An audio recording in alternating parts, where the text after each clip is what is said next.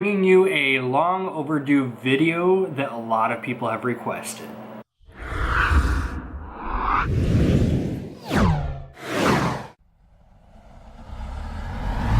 So let's talk about our first year selling on Amazon FBA with a tiny little dash of eBay thrown into the mix. I just want to sit down and be real with you guys and show you what part-time effort from an average seller can do. Now the first question I'm just going to answer and get out of there. I'm going to be as transparent as I can throughout this whole thing. Number one question I've been answered is, Chaz, what did you do in sales and what was your profit in 2016? We sent our first shipment in on November 17th, 2015.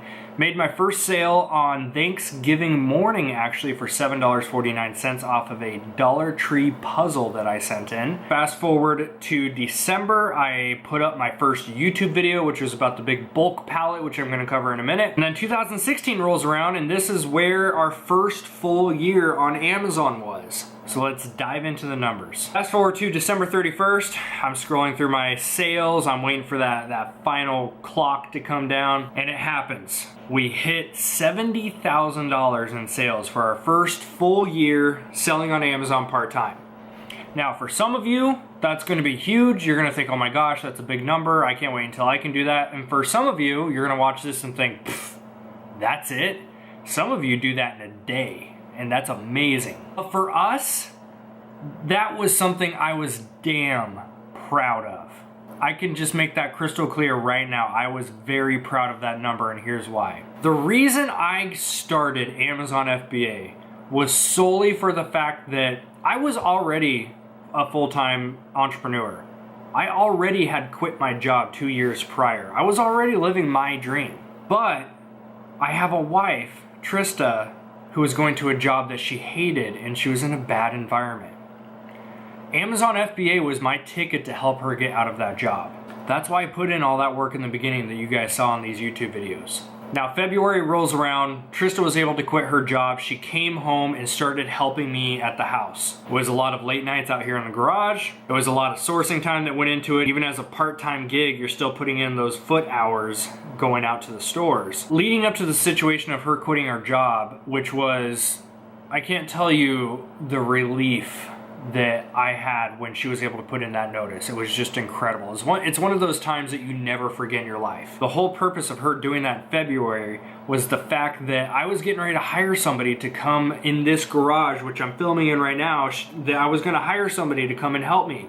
And it made no sense to take Trista's paycheck to hire someone else to come be at home and do this with me. We just thought, why not cut out the middleman? You quit your job and you come home and do this full time. And that's what we did. Oh, I know, $70,000, right? Woohoo!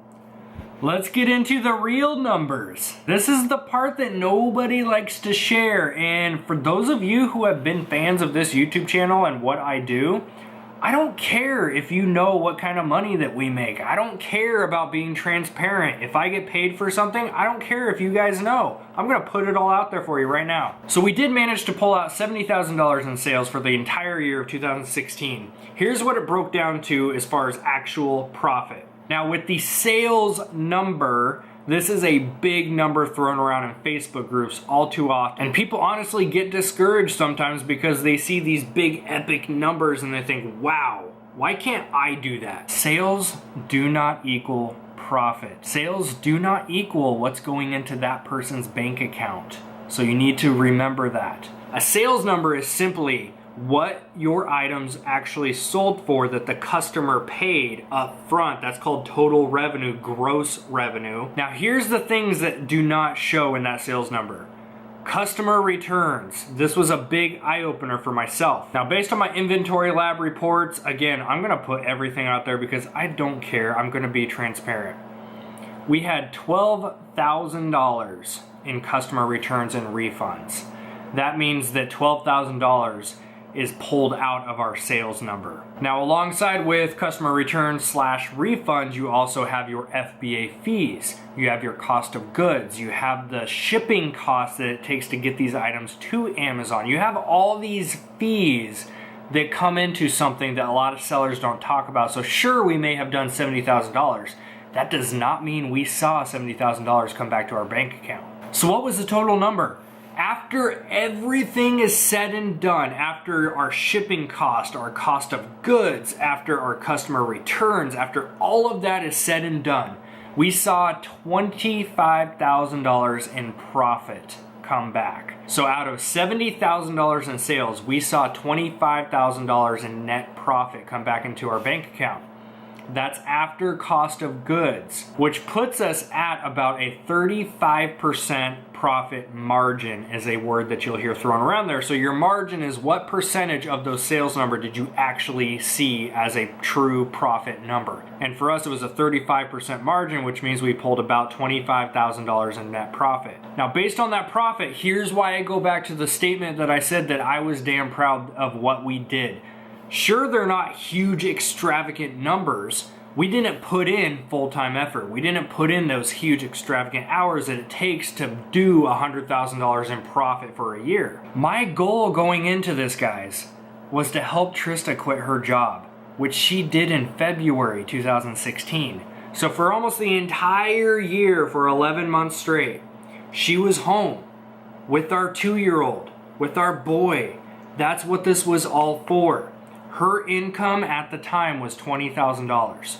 My goal was $20,000 profit. I didn't care if it was a $300,000 in sales. I didn't care if it was $20,000 in sales. The profit is what I was after. I wanted $20,000 in profit to bring my wife home, and that's what happened. So because of that reason, yes, I am super proud of what we've done. So those are the numbers. $70,000 in sales. At the end of the day, we brought home $25,000 on top of what we put in. And I know a next question is, well, Chaz, how much cash did you reinvest into this business? I can tell you based on the inventory lab report that's right in front of my face right now, we put in about $17,000. So we over doubled our money that we put into this thing. Now, of course, looking at my whole year in review with Amazon, there's going to be lots of questions. I'm going to answer those for you. Number one question that I've gotten over and over again: did you actually make money on the bulk in 888 lots pallets that you posted about on your YouTube reviews? Yeah, I did. And here's why. Everyone has seen the bulk videos by now. Those big pallets of toys that I had, this was over a year ago. Here's the thing with the bulk pallets. I did 2 videos on these. The first one in particular, yes, I made a lot of money on. I made at least $1,500 in profit off of that one pallet. But here's why. Bulk was a new company back then. There were very few sellers getting into that market. I happened to be one of the first ones, so I got to pick the best of the best.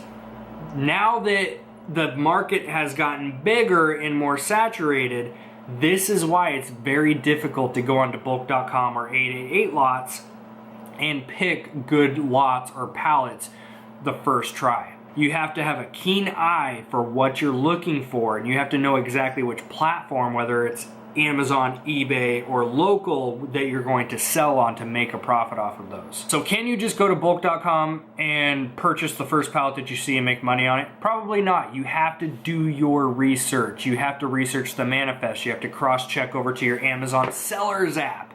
You have to do these things. You have to do your research. You have to put in the work to find if it's going to be a good flip for you. Amazon is only one way to sell product, guys. You've got eBay, you've got local flips, you've got all these different apps like OfferUp and Let Go and Mercari that you can use to flip product on. So can you buy from bulk.com and 888 lots and these liquidation sites and still make money? Of course, if you do your research and know which platform you're going to go with. So my final take on liquidation, after being in this business for a year, I dabbled in several different companies with liquidation. My final thoughts on liquidation are this. If you are a newbie, do not get into liquidation thinking you can just go purchase any pallet and flip it for a profit. That will not happen nowadays. The videos I did were well over a year ago. Back then it was a different ballgame. Now we're looking at saturation. So you have to do your research, you have to know which platform you're going to flip those products on, and you have to really hone in on your conditions. Here's the thing with any liquidation company. You're going to be dealing with box damage. That's just part of the game. You're dealing with customer returns. Make sure you read through your manifest and cross-check to your Amazon Sellers app. This is part of doing the work that a lot of people want to skip, and you just cannot skip the work, guys.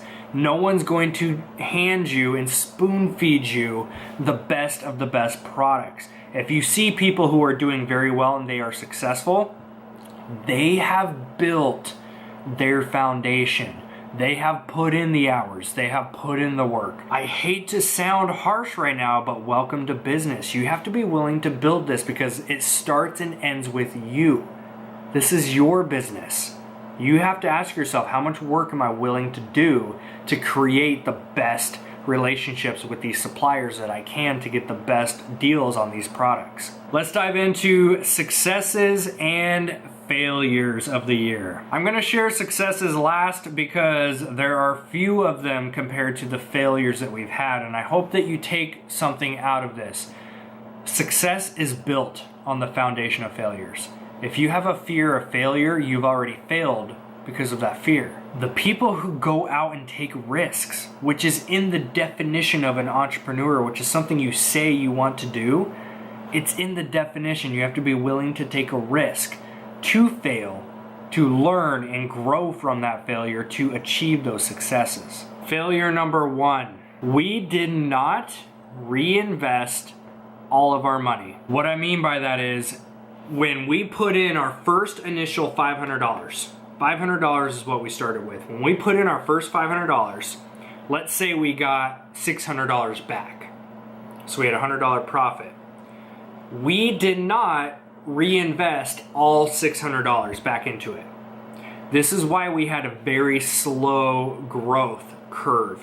Within this type of business model, you have to be willing to reinvest 100% of that income that is generated to scale and grow and get bigger. Why didn't we reinvest all of our money? Because my wife quit her job. We had bills to pay. We're normal people just like you. That was a learning experience that we had to go through and learn the hard way, is the fact that we should have, looking back, knowing what I know now, we should have reinvested every single penny.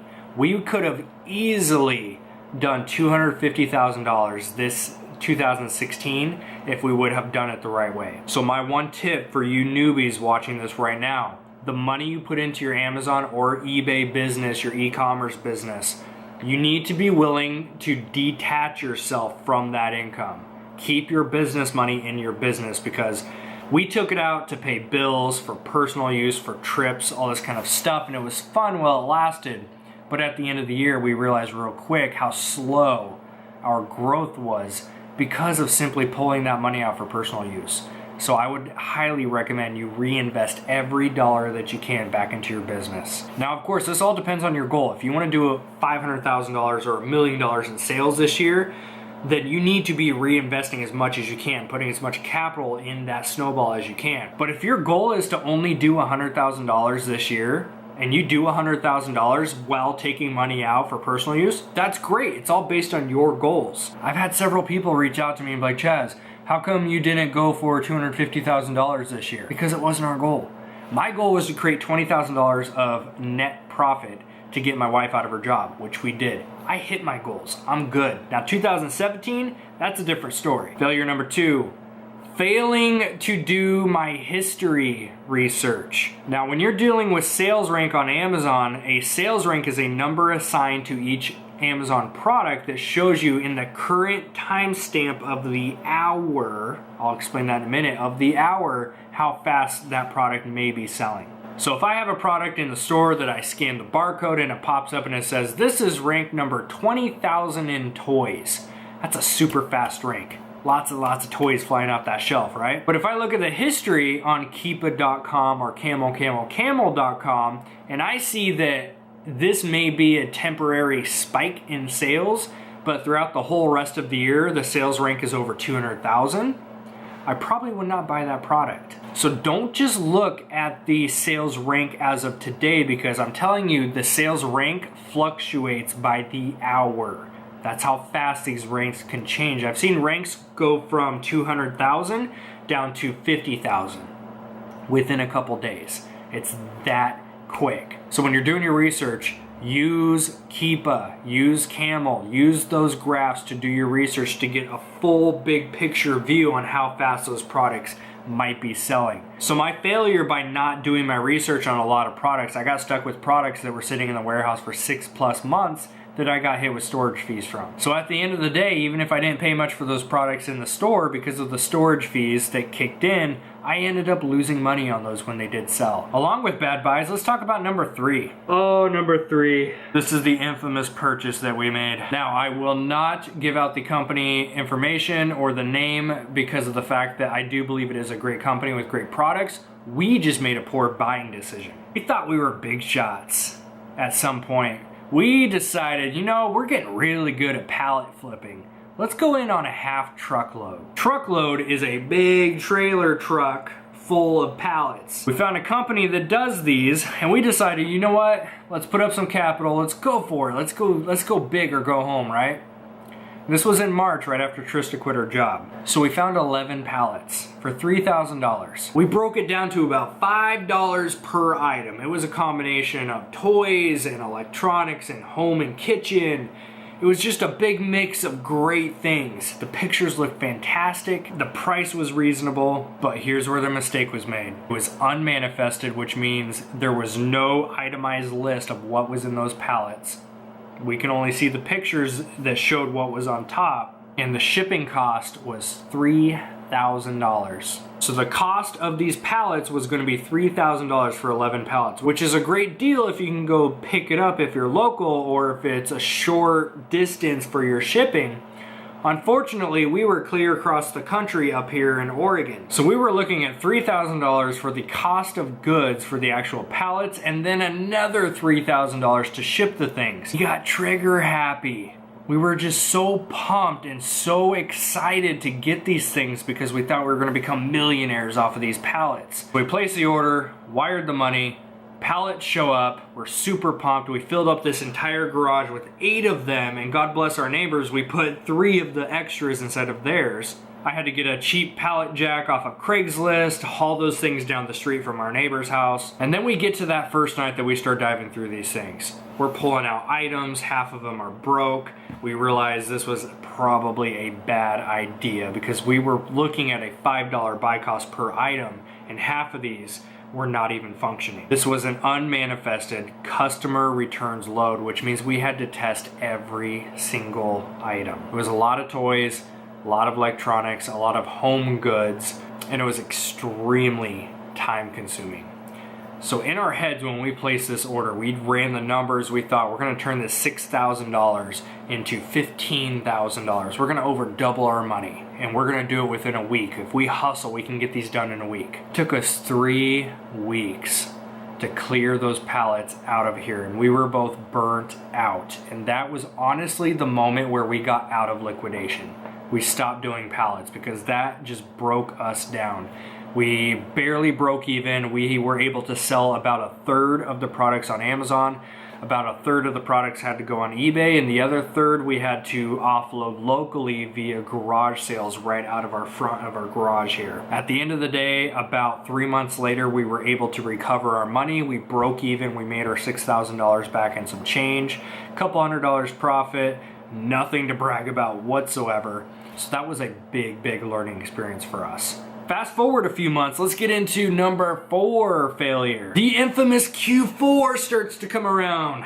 We're kind of excited, we're pumped up, we're thinking about products we're gonna be investing in, and at the same time, we're looking into the private label world, which is branding our own products from China with our logos, our brand, putting them up on Amazon, eBay, etc., and start selling those. So we nail our first product. We're super excited to get this thing off the ground. It's about November. We get our logo, we get the buy cost details back, and then we get the minimum order quantity. And there was 1,000 units that were a minimum order, and we are looking between a $10 and a $12 buy cost without the shipping. So unfortunately, due to the funding that we had at the time, we were not able to put in that order. So we decided, let's stop with thrifting in RA and OA.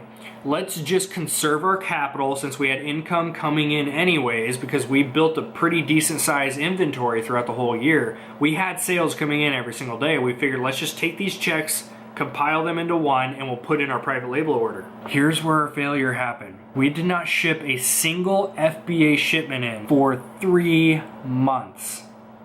For 3 months.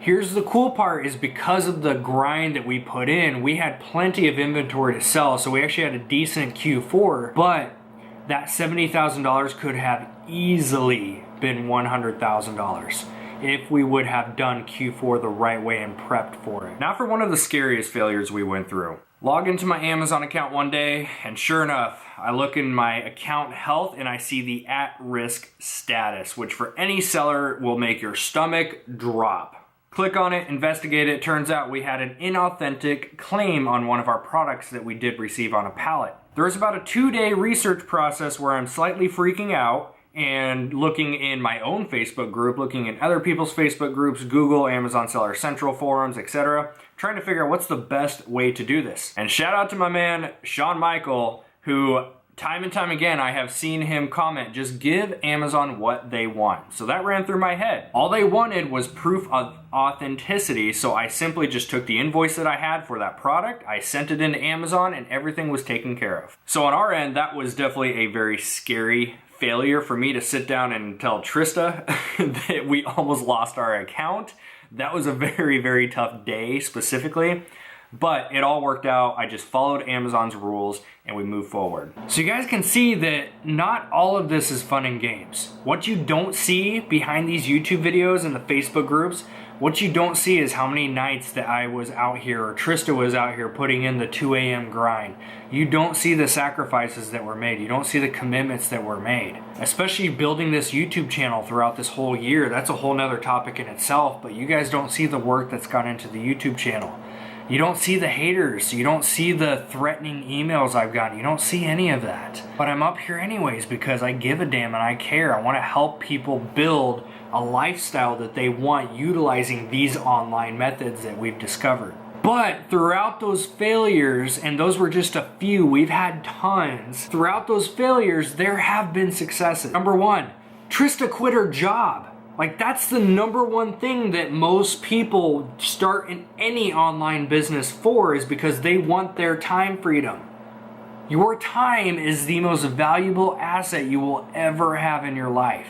And sadly, most of us spend it wasting it at a job that we don't even like, to make a paycheck that we can't even spend on ourselves, to pay for a house that we're never in because we're going to the job to make the paycheck that pays for the house and the utilities. It's a vicious cycle. So this is why we do most of this. So our number one success from 2016 was Trista got to quit her job. And for us, that honestly means the world, because we have a 2-year-old that we adore. We want to be here for him. We want to raise him. We don't want to pay other people to raise him. We get to be here every single day.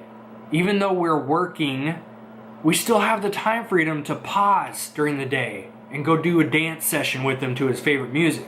We get to pause during the day and go to the park. We get to pause during the day and do what we want because it's the lifestyle that we wanted and we built it. That's hands down the number one success of the entire year. So all of the times that we lost money on bad deals, all of the times that we were up late, all the sacrifices and hard work that went into building this business, 100% worth it because of the fact that we own our time now. Number two success is the fact that this business, personally for me, taught me how to dream bigger than I was. I've created this person I've become now. I was not a born, per se, entrepreneur. I've been built. I've created what we have now. And even throughout that creation process, I always had limiting beliefs. I think that's something a lot of us struggle with. So when I got into this business, I remember thinking about the fact that $100,000 was a huge number. I remember thinking 6 figures was where like the professionals were at. That's pretty big status if you're doing 6 figures. And in 2016, we did that. We have multiple income streams, and we did 6 figures for our first time ever. We over tripled what we did the year before. So this business taught me how to dream big. Way bigger than I ever thought. And most of all, it taught me that not only can I dream big, but I can do it. Number 3, success. Throughout doing this business, Amazon FBA, this YouTube channel, building our Facebook page and our group, working with various software owners and affiliate deals, I have found some of the best relationships in life. And I think that's one thing it all comes down to. Sure, you can flip product, you can make a profit, but it comes down to your relationships in life. And I have honestly made some of the best ones I could have ever asked for just by simply getting into this business. It always amazes me that through online methods, Facebook, YouTube, etc., you can create and establish relationships that are going to last for a very, very long time. And it's been simply amazing. The fact that I can post in our Facebook group, hey guys, I'm gonna go have dinner in LA or Phoenix or Dallas, and we can have a group of 20 people show up wherever we go, I can't even put into words how incredible that is. The community is why I do all of this.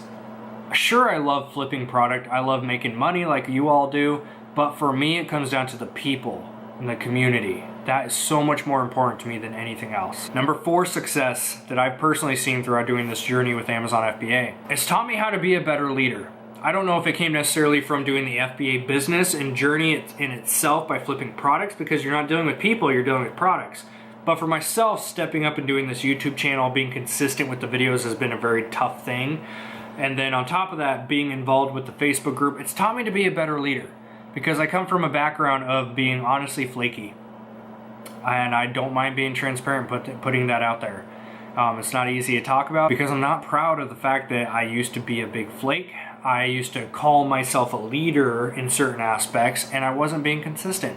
I wasn't stepping up and leading by example. By providing these YouTube videos in combination with the Facebook group, it has taught me in so many ways to step up, be a leader. If you want to help people, you have to do it first. You have to lead by example. So that's been a huge benefit for myself, just in the success aspect of growing into a leader that I've always wanted to become. Now that I've become that leader, the gratification that comes from this is just insane. Last but not least, number 5, success of 2016. We were able, as busy as we were, because we run multiple businesses, multiple streams of income, as busy as we were, at the same time, we were able to take more time off.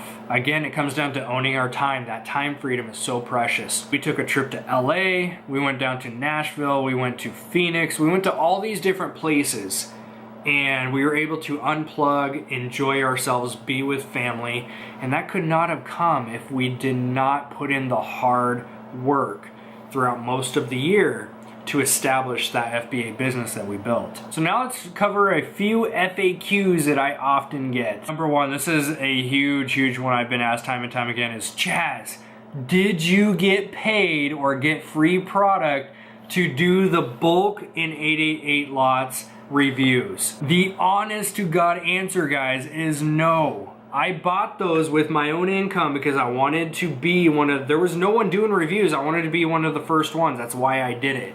I did not get paid in any way. Again, I have no problem sharing when I do. I did not get paid in any way or compensated to do those videos in the beginning. Number 2 is, Chaz, what sources have made you the most profit? Based on my inventory lab reports in front of me, our number 1 profitable source has been Goodwill. Based on this, we sold 307 units at a $9,491 revenue with a $4,550 profit, which left us at an average 185% ROI. So that just means we more than doubled our money on every purchase that we made from Goodwill. Going down the list, we made $3,200 profit from Walmart. We made $2,600 profit from garage sales. So a lot of the people that commented on my garage sale haul videos asking if we actually made money doing that, yes, we did. Next up on the list is NA, which just means I did not categorize them inside of my inventory lab reports, but based on NA. So these might filter into Goodwill, Walmart, garage sales, etc. it was an added $2,500 profit. So those are extra numbers that should be plugged in there somewhere. Next up, I did almost $2,000 just on Nike flips. So for those of you asking me about Nike, yes, we did make money flipping shoes. Side note, I was only able to do those and still to this day flip Nikes on Amazon because I was grandfathered in before the restrictions hit, just because y'all keep asking. Next up, we actually had to deal with one of our neighbors who shut down their Amazon store, so we absorbed all of their books. We cherry-picked the good ones, sent them in. We only paid $1 per book. As of right now, we have sold 169 of those books for a $1,400 profit. So you guys can see the list just keeps going down and down and down, all the different suppliers, but those were our top ones. All the rest of them are between a $500 and $900 profit range. Chaz, how many hours did you put into this? That's honestly an extremely difficult one to answer because I can't give you a straight answer on how much we got paid per hour because I didn't track hours. I know that some weeks may have been 20 hours in a week, some weeks were 5, and that includes drive time. I know for our peak season was garage sale season, so every Friday and Saturday we were up at 7:30 a.m., we were on the road by 8, and then we were back home by noon. And we did that for those 2 days every single week for about 3 months.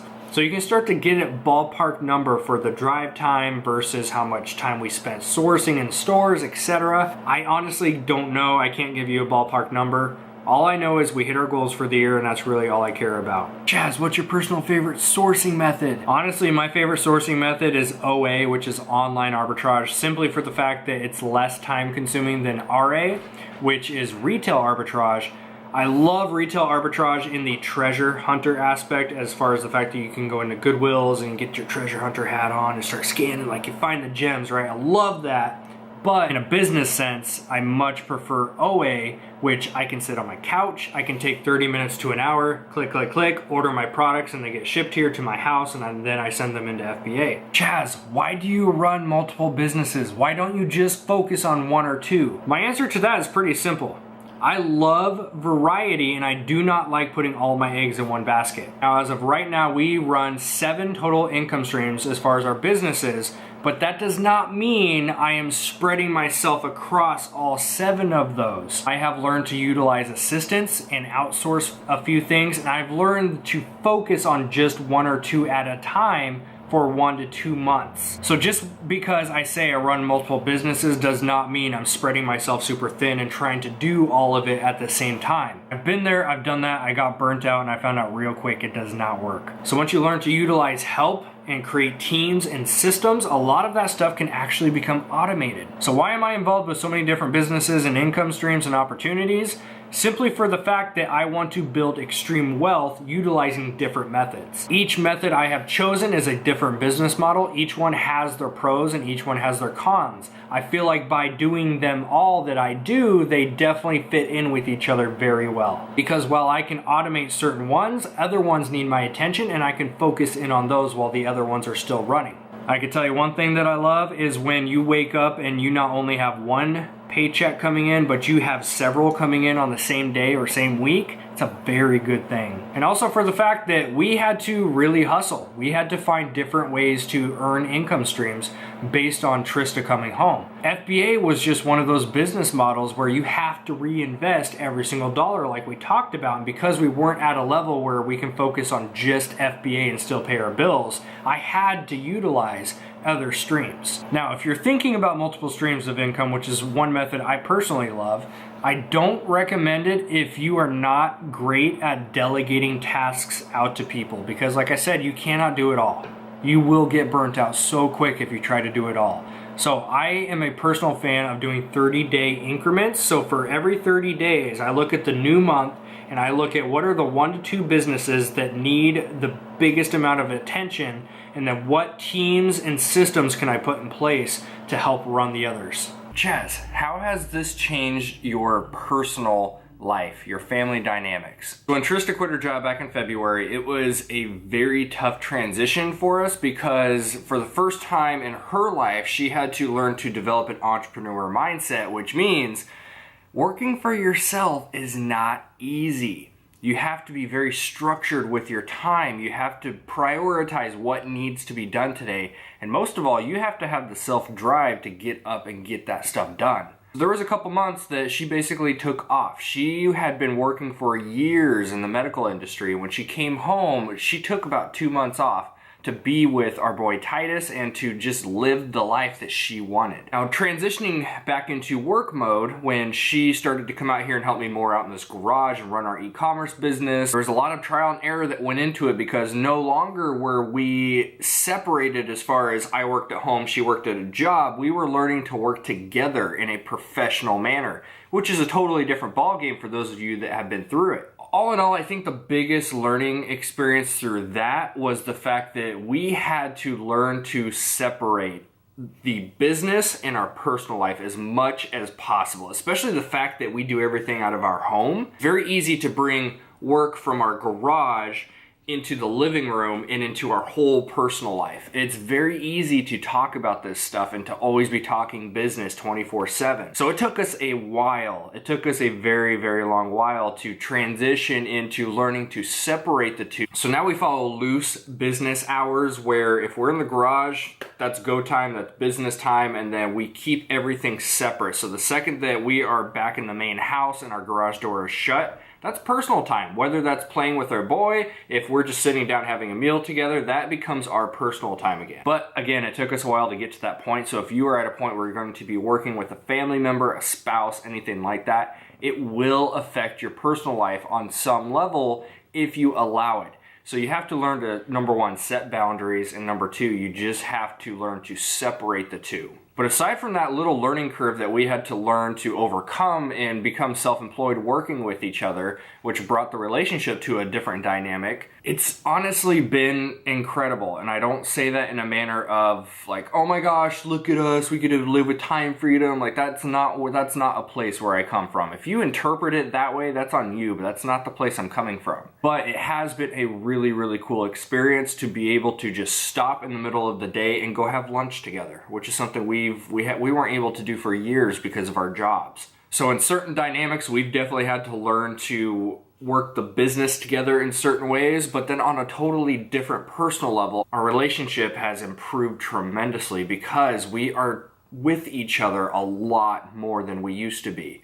And we've learned to communicate better. We've learned to work together better. Everything as a whole has improved. Even with the bumps in the roads, I'm not saying it's easy, but even after all the bumps in the roads and learning curves, it has improved tremendously. Not just in our relationship, but just for me personally as well. Having this whole new dynamic of we run a family-based business now. And the coolest part for me as a dad, especially with the 2-year-old, his little brain is starting to soak so much up. And it's been the coolest thing that he gets to grow up knowing that his parents are making it happen. We are building that time freedom that we want. So he's out here now. If we're doing a shipment, he's out there trying to put tape on the boxes. He's trying to peel labels off. It's the funniest thing to watch. So it's just the coolest thing knowing that he gets to grow up with a time and society that you have everything you need at your fingertips to live a successful life. So if he wants to learn various methods of online income and create a lifestyle that he wants for him, we can teach him that because we've been walking the walk. He's not going to have to settle for a 9-to-5 job that's crap that he's not happy at. But with that being said, we've also learned a great deal about true, honest work ethic, and that is something that we are going to instill in our little one. So there you go, guys. That was our first full year selling on Amazon. We did $70,000 in sales. We made $25,000 in profit. We had a lot of failures. We had a lot of learning experiences. We're still going through a learning experience, guys. My final thoughts are, looking at the whole year, most of you watch these videos because you may be new, you may be looking into selling on Amazon or eBay, and you're wondering how to do it. My one big takeaway from 2016 is the fact that you have to become resourceful. You have to become an entrepreneur. You cannot come into this with an employee mindset, thinking you can show up, do bare minimum work to collect a paycheck and to clock out at 5 p.m. each day. Because here's the reality, you won't make it. That's just the harsh truth. You have to be ready and willing to do whatever it takes early mornings, late nights, lunch break, power hours. You have to be ready and willing to make those sacrifices to build the business for you and your family. That's what this whole thing comes down to. My second takeaway would be, don't let fear get in the way. Just like one of my favorite speakers, Steve Harvey, says, you have to jump. Honestly, you have to jump and learn to build your wings on the way down. No YouTube video, no Facebook group, no paid coach, no course, no ebook. None of that will teach you as much as you learning from experience. That's it. You have to show up. You have to put in that first shipment. You have to put in the second shipment, the third shipment, etc. And you have to become consistent. And guess what? You are going to fail. And that's okay. As long as you're learning from it and doing better next time, you're going to keep growing into a better business person, into a better leader, into a better entrepreneur. And you're going to strengthen that mindset along the way. You're going to meet amazing people. You're going to meet mentors in your life. But that doesn't happen unless you step up and be willing to do whatever it takes to make it work. And finally, when you get into Amazon FBA, you have to come in this with the mindset that this is their ball game. This is Amazon's turf, guys. They can drop a new policy or change policies whenever they feel like it. You have to be willing to play by their rules if you want to be successful on this. You have to follow those guidelines. You have to list under the right conditions. Here's a prime example of how quickly things can change. July 2016, everyone was selling all these big name products like Nike and Fisher-Price and Legos. And then Amazon did something. They laid on brand restrictions. So all of a sudden, everyone starts scanning things and they see the big red restriction pop up on that screen. They're thinking, what the heck just happened? Amazon laid down the law. And that's why a lot of you are going to get into this and you're going to get frustrated because it's hard. The one takeaway, if anyone can learn from our experiences, do not watch YouTube videos and just think it's that easy. A lot of YouTube videos, a lot of things on Google, a lot of things in Facebook groups, it comes off as easy because you see people buying product and you see the sales number. You think it's that simple. This is a ball game, guys. You gotta play by the rules if you wanna be successful in this. So again, that's where mindset comes in. You have to have the mindset to be in this for the long haul. There's gonna be bumps in the road. You have to be ready to fight through it and follow the rules. If you follow the rules, you're going to be okay. So with all that being said, I just wanted to drive home the point that this is a business. Any business is tough, but especially with Amazon FBA where they can change the rules like that, you have to be ready and willing to adapt and grow and move forward with it. That is an entrepreneur. People who claim to be entrepreneurs or business owners within Amazon and eBay, the second that it gets hard, they don't adapt. They complain. They go into the Facebook groups and all you see is the complaining threads. While there's those of us who adapt, grow, and move forward with it. My one takeaway for you right now is this. If you want to build this business, it is not going to be easy. It's going to take a lot of work, a lot of sacrifice, a lot of commitment. But the rewards that you can get out of it far outweigh the work that's going to go into it. It will be hard. There's going to be lots of times you get discouraged. You're going to have to grow and adapt. You're going to get knocked on your butt a few times. But as long as you get back up and keep moving forward, it is 100% worth it. And if there's anything that I did not cover in this video that you guys are curious about, I am an open book. Drop comments below, ask your questions. I will do my best to get on there and answer those for you. This has been Coach Chaz. I hope you guys took at least one thing out of this video. I know there's going to be haters who are going to come on here and run their mouths, and that's fine. I've learned to accept it. They're there. But I know there's those of you who we call lifers. You've just become such an amazing support on this YouTube channel, on the Facebook group, etc. To you, I honestly cannot tell you how much I appreciate you. I just want to thank you for supporting this YouTube channel, these videos, what we are about, and our community. Without you guys, we would not be up here doing this right now. So thank you again for tuning in. This has been Chaz. Peace out, guys. I'll see you next time.